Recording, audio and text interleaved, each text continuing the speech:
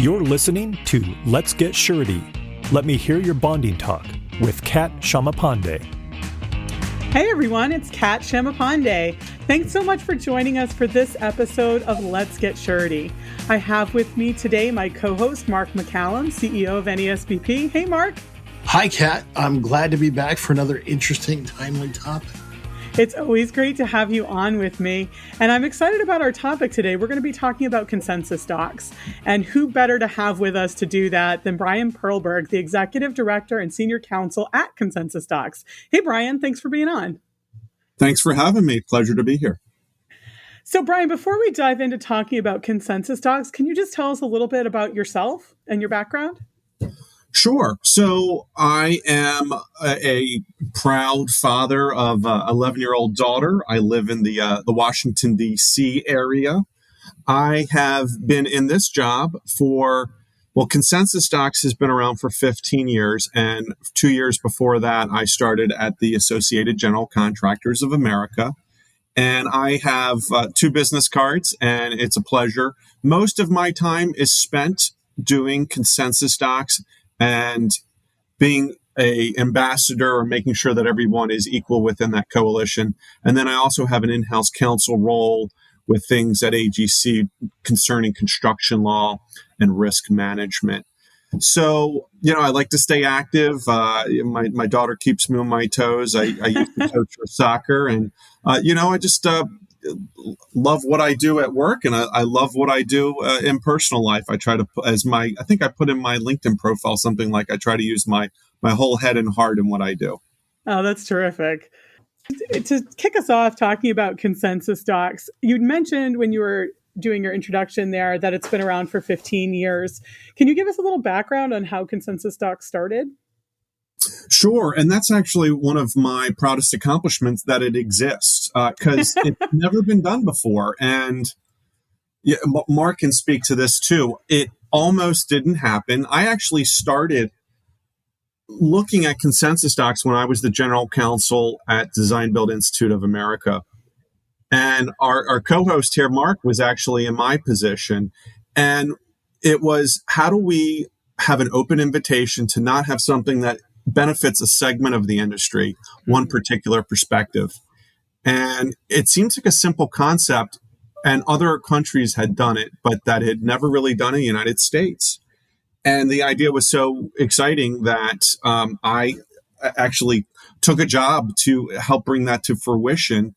And the docs in Consensus, and we named it, and we came up with bylaws. We didn't even have a name for it, and we just had a concept.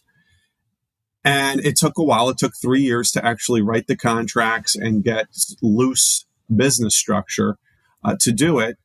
And it started out with 20 different organizations that included NASBP and included AGC, which was a founding group that extended the original invitation, but is equal just like all the other groups as far as a vote on the content. It included SFAA as well. In fact, I guess SFAA was, SAA at the time. Forgot that they changed their name. And it's really, liberating to try to figure out what's not just the best way of writing a contract for a particular project, but how to do it in the macro where it really is about fairness and equity and best practices. And how do we actually get better results for the design and construction industry, which is one of the most important to our economies and one of the most litigious in having claims and adversarial relationships. And it's just been amazing. We have grown over the last 15 years. I can't believe that's coming out of my lips. When I went on the tour 15 years ago, there was no track record. Now the track record is billions of construction has been put in place using our contracts. And there's been not one litigated court decision that is fighting over the meaning of a ConsensusDocs. And it's not a panacea, but there's obviously less claims and litigation from people who want to use our contracts in a more collaborative, direct communication type of way of contracting on designing construction projects. So it's terribly rewarding. Hey, Brian, I think it's worth delving a little bit deeper into what you mean by consensus. Why was this effort needed 15 years ago, and how is it different from, let's say, other industry efforts to create standardized forms? What is it about this that differentiates it from AIA or the Engineers Joint Contract Documents Committee or DBIA forms? What makes it special? Well, before even answering that, what makes standard form contracts special? Because I think all of them are pretty special in their own right, in this sense, that it's almost like private legislation. It's an opportunity for private individuals through their associations and trade groups to try to figure out how to make the industry better.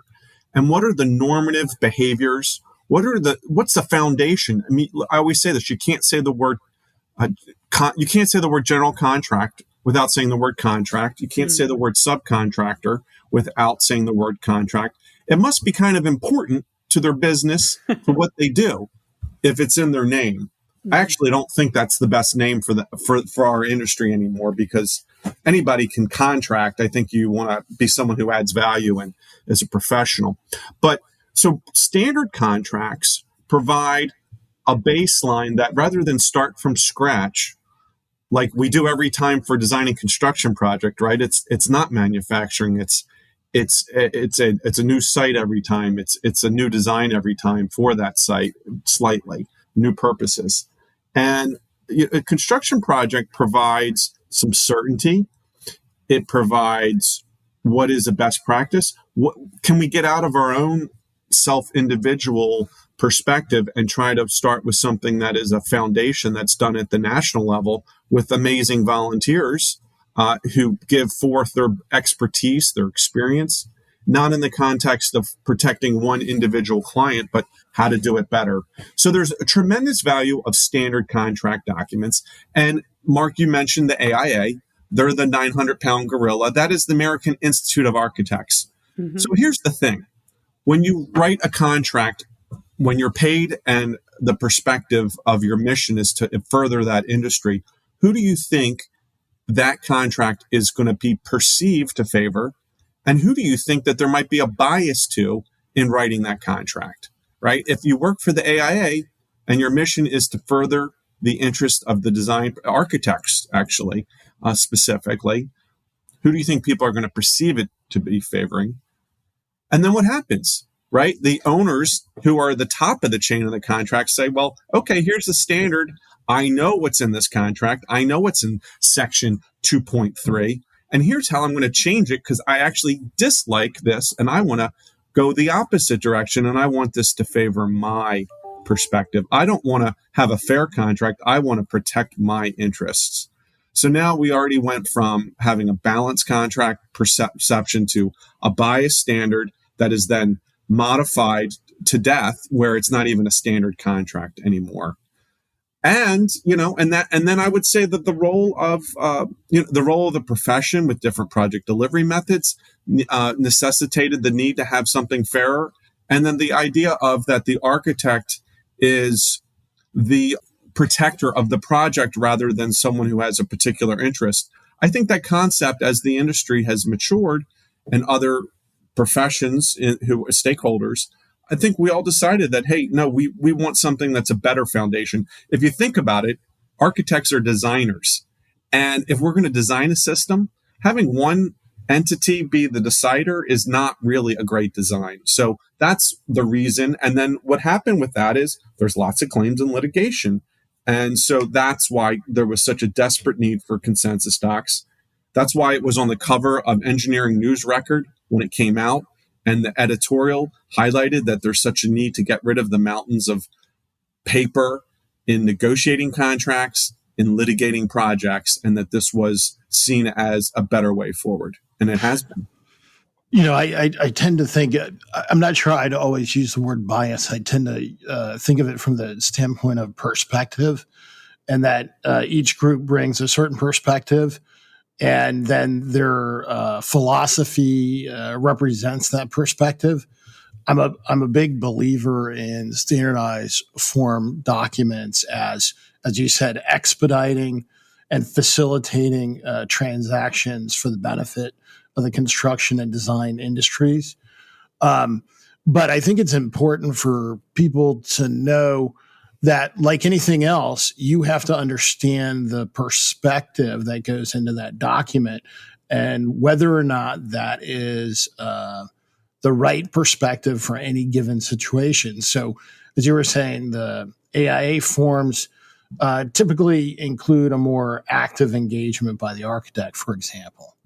And when I think of ConsensusDocs forms, I think that they promote more direct relationships, direct discussions among project parties. And engineer, EJCDC forms, again, I see the engineer being a central party in the overall, administration and management of the project. So again, depending on what the parties want, they may go with any of those forms. But like I said, I believe all of them are very good starting places that have more or less an equitable apportionment of risk, but that each one comes with its own advantages and disadvantages. And as you said, I don't believe there was any, quote, true consensus development process until ConsensusDocs came into being. And you had said now is it over 40 organizations are part of that effort? Could you talk a little bit more about the contract development process itself that you follow? Sure. And before answering that, I just want to kind of do one quick comment, and maybe I should let it go, but that's not my nature. I agree with you that it's important that the different groups have their own particular perspective. And I'll talk about that as part of our development process, that each individual and association of the now 42 groups brings their particular perspective. I do think, though, when I look at some of the objectives, look, I think there's no perfect contract. Nobody is perfectly objective. You try to recognize and minimize your biases.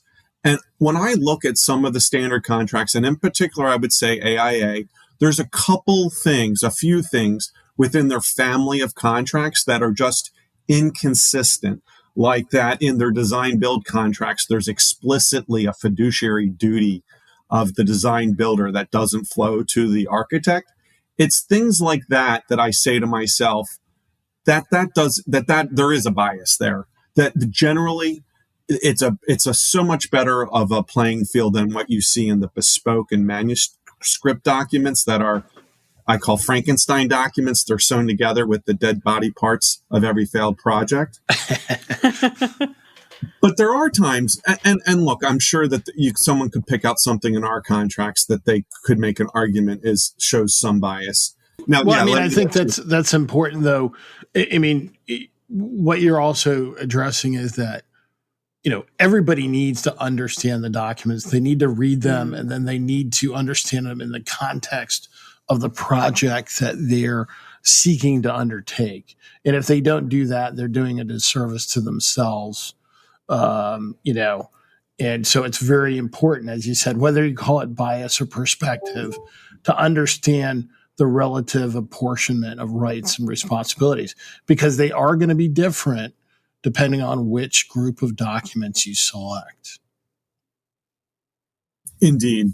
And so I think that's a good point. So getting back to your actual question here is, what's our process and how do we design it? Why and how does it work? And is it a better way? So the first rule is that we try to keep the rules to a minimum, that we want to have the volunteers who come and participate and donate their time to bring forth their perspective and expertise, but that the goal here, the main goal, is how do we make a better project? Not how do we make a better business environment for contractors or architects or engineers or subcontractors or surety professionals, right? How do we come up with a better mousetrap for the project and get better project results?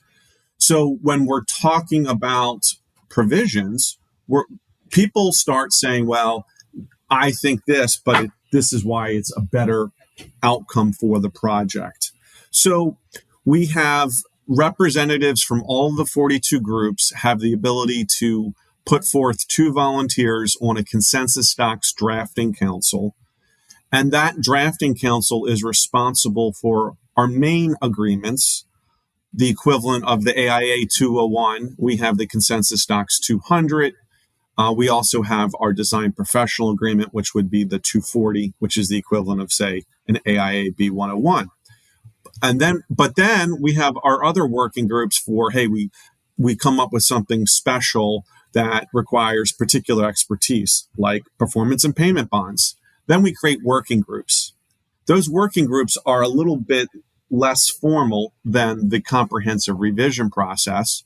And we'll take anybody and everybody who's nominated through the participating associations, and I guess through me, if someone is a stakeholder who has a particular expertise and is willing to provide their comments and expertise, we'll take that as well. And then we'll have groups that we meet. Now, it was done before COVID, but we meet virtually. And that working group will keep working until there is an agreement, a consensus on the draft. And then that is then kicked up to the ConsensusDocs drafting council for potential approval. Now, what's our approval process? It's a little long, but we've been relatively efficient with it.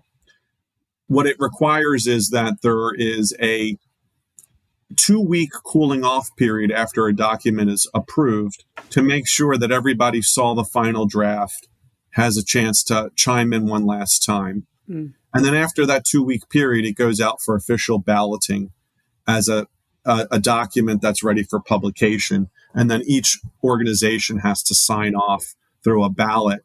And that if we have enough of the organizations approve the ballot from enough perspectives or different interest groups without objections, then we can publish that document. So the total process of even just approval is 104 days. Wow. So that is quite the balancing act, just like the balance struck in your agreements, right? So could you kind of delineate real quickly, you touched on it, but the various groups of documents that you publish, you cover a lot of different relationships, a lot of different project delivery methods, pretty comprehensive library. Can you talk a little bit about that? Sure. So we started out in 2007, and I believe we had about 70 contract documents, which was a major effort. And Mark, you actually helped build that, right? So we had intellectual property from different associations and their contract documents, and then went through all of those documents. We've grown our contract offerings to 113. We actually have the 114th document it's more of an administrative document that's going to be published within before the end of the year. And we cover all the different project delivery methods.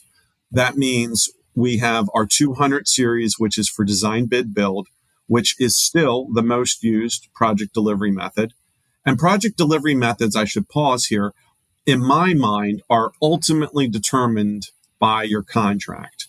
I know a lot of people say, well, I do a hybrid of this and a hybrid of that, but at the end of the day, somebody has the responsibility or they don't. And that's generally determined by what's in your contract. So that's what's so important about this. We have design, bid, build, which is our 200 series. We have our 400 series, which is design, build, which I believe we have a larger market share of usage in design, build than probably most other project delivery methods. I often hear from people saying, well, I use just your design build contracts because the builder has a better direct relationship with the owner in deciding contract document selection. Right. In the 500 series, we have construction management at risk. And then in the 700, we say that's our subcontracts, but we actually have subcontracts in our design build group. In our 800 series, we have program management and construction management agency, where the price risk of setting the GMP is not necessarily with the builder. and that is the 800 series. Let's go back to our 300 series. That's our signature series in my mind. That is our collaborative or integrated project delivery series. That's the new way of doing things that we were the first to come out with an IPD contract back in 2007 as a standard that we built off of the Sutter Health integrated form of agreement to come up with our own. Right. We have since updated it. And then last but not least is our 900 series, which is our public-private partnership, which there's a few documents in that, and that is design, bid, build, operate, maintain, finance as options in the P3 series. Well, I know it sounds like your process has allowed you to be very innovative in looking at what is needed in the industry. And in that same frame, I know ConsensusDocs was really one of the first groups of documents that started to tailor bond forms for different tiers and product delivery methods, which I don't think that had been done previously. But maybe if you would, Brian, talk a little bit about the bond forms, particularly for our audience. Great. And, it took us a while, but we comprehensively looked at and updated our documents in late 2019. And we're pretty proud of the updates. I think when you count into our bid bonds and our warranty bond, we have 13 bond forms. But we keep the performance and payment bonds separate. And just as you said, Mark, we have particular variations of those in our design build series, and they account for whether there's design liability in the performance bond or not. So we have 4 different design build bond performance and payment bond forms. And, my understanding is that the more popular one of the design build one is where the surety does cover the design risk. Versus having that just the construction work that's more typical of a design bid build project being covered. We have the warranty bonds, we have bid bonds, but let's talk about the performance and payment bonds. The big changes that we made were a couple things. There was some criticism in our previous edition whether it was clear enough of what happened when that there was a default. And did there have to be a determination, and what's the role of the surety? And some people thought that it was unclear and that it was a little it created uncertainty that was advantageous for a contractor to sort of have their cake and eat it too, where they had the surety involved doing an investigation, but it wasn't clear whether they were defaulting, say, a subcontractor on a project. So we came up with a few things. We came up with really clear guidelines for what the surety had to do, the timelines for their investigation, because there was a lot of frustration that people said, and there's always two sides to every story, right? That the surety would say that they would do their investigation, but then they would go radio silent. So when we were looking at our update of performance and payment bond, there was some uncertainty as to if there was a default and then if there was a termination or not. And so we came up with that there had to be a clear delineation of a termination of at least of the subcontractor when we're talking about the subcontractor level. And then once that happened, that the surety's investigation had a few things that were more clear. One is that there is a definite time frame in which the surety must complete their investigation. The default, we set a default, but it's still a fill in the blank for that length.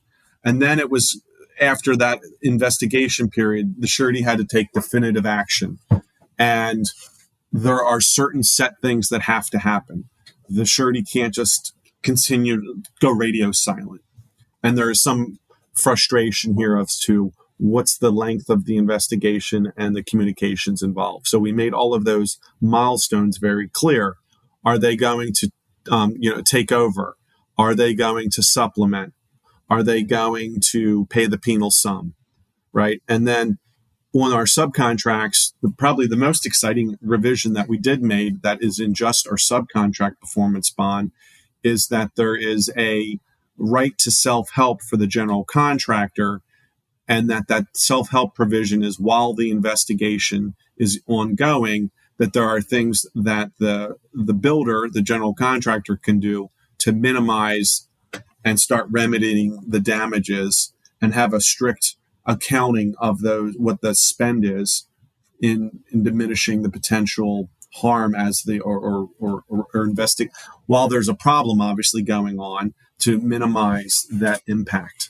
Right. So there's a reservation of rights, but it allows, at least in the subcontract bond form, the prime contractor, the general contractor, to take action to mitigate damages. And I think that's, as far as I know, from an industry standardized bond form perspective, yours is the only group of documents that affords that right. So that was innovative, and I know that was again, that was reaching a consensus among different groups and their perspectives. I know NASBP and Surety and Fidelity Association of America were involved, as well as AGC and owner groups and all that, trying to reach those kind of consensus points. So it was an interesting discussion. Yeah, it was I felt like the sureties at first were a little defensive, but very open to the conversation. And our chair was the general counsel, Bob Majerus at Hensel Phelps, and he talked about how he's used a self-help provision in his bond forms for years. And I've gotten feedback from other general contractors that they hadn't thought of that putting in their bond forms, but now it's in a standard. They like that option. Well, and I think you're hitting on, two very important points for all the parties is clarity and communication. And I think there was a lot of striving in the development of those forms to make sure that those were really points that were hit on in the development of the bond forms. So important. So have you seen greater acceptance of, for example, the subcontract bond form since it's been issued? Are you hearing stories about its use by GCs and subcontractors? I am hearing those stories. To answer your question, I feel like I'm a little anecdotal because it's conversations that I've had increased interest, and this general contractor wanted to make sure that all of their subcontractors could use it. There's a few that we've kind of piloted out a new way of actually selling our bond forms to make it easier for the subcontractors through their general contractor to get access to the standard and then modify it. Some of the general contractors don't want to touch it. They want to empower their subs. Others want to more centralize it. And then we created a subscription package where everybody who's under them can get the access at a discounted rate. But I haven't pulled maybe I should have, in anticipation of this podcast, I haven't pulled the numbers, the number of downloads and finalizations, but certainly I was definitely increased interest, and people have been interested in learning about what are in our contracts. So those certainly are innovations. I know, what's been top of mind for the industry is the supply chain issues. And I know the ConsensusDocs has been innovative in that regard as well, particularly with an amendment document. I was wondering if you might talk a little bit more about that document, if you would.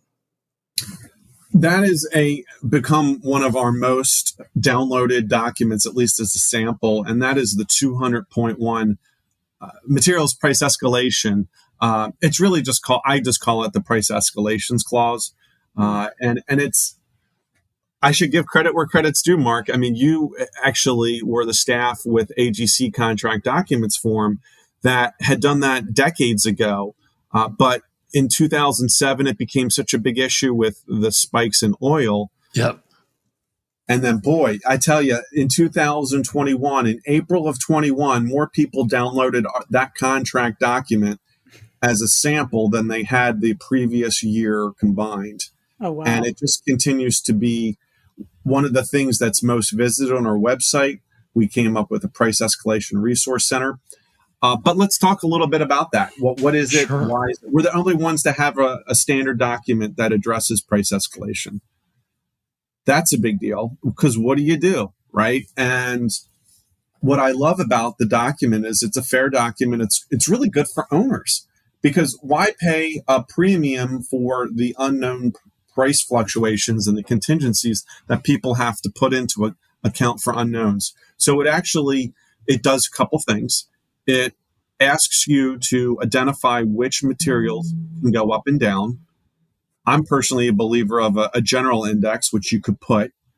And then it's a price escalation or de-escalation clause, because once you set it, if the price goes down, the general contractor potentially has to give money back to the owner if the price of materials de-escalates. And let's remember, the price of lumber went down faster than it went up in the initial swings. So there is some up and down here.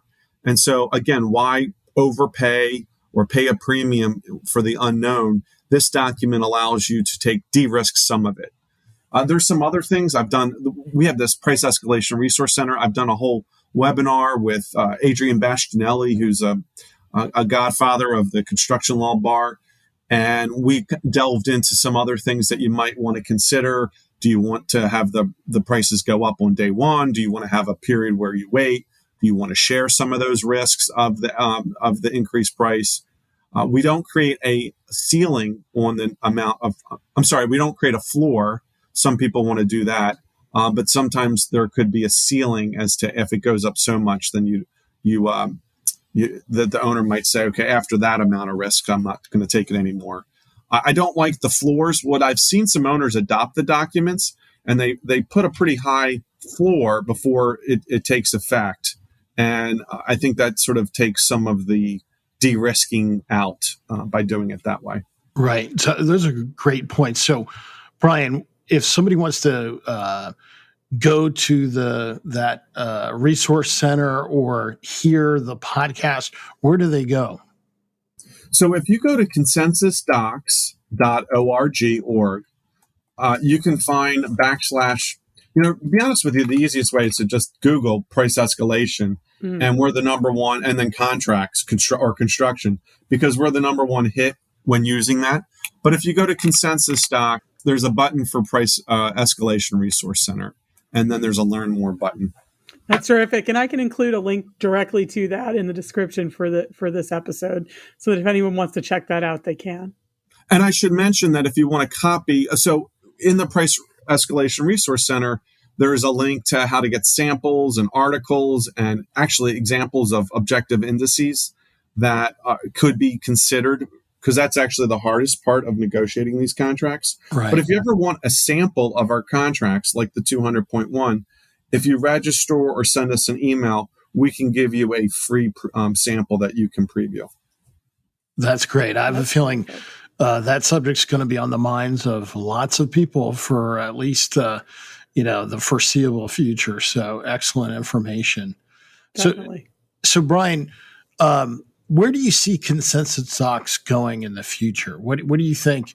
The future portends for Consensus Docs, and how do you think it's going to evolve?